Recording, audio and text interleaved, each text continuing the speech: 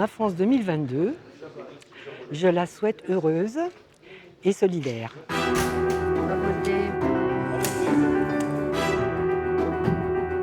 Je m'appelle Monique Stanchiou, je suis à la retraite depuis 2008 et j'ai 73 ans. Nous l'avions croisée en 2019 lors d'une manifestation des retraités. À l'époque, le pouvoir d'achat figurait en bonne place parmi les revendications. 3 ans après, nous retrouvons Monique dans une journée d'information sur les retraites, l'occasion de savoir si, selon elle, la situation s'est améliorée ou non. Je ne veux pas dire qu'avant tout roulait, mais là je trouve que dans la dernière période, beaucoup de choses se sont aggravées. Je trouve que les retraités, c'est une catégorie qui est peut-être plus impactée encore que d'autres.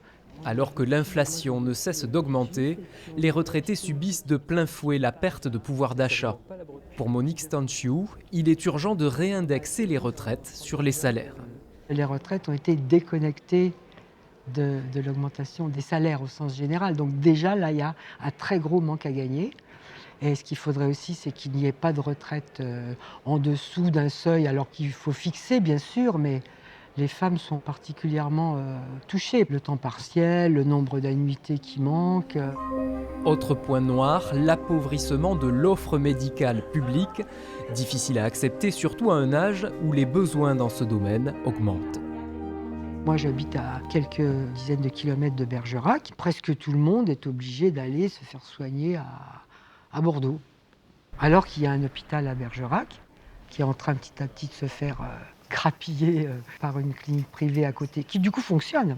Donc ça, c'est vrai que tant que l'hôpital va fonctionner sur la base du chiffre, c'est-à-dire combien ça rapporte, alors ça rapporte rien un hôpital.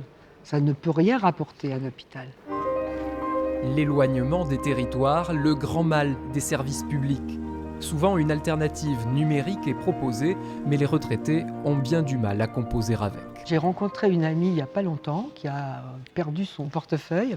Elle n'a eu accès qu'au numérique pour la carte d'identité, pour le permis de conduire. Elle y a passé 2 jours et c'est quelqu'un qui se débrouille très bien avec l'informatique.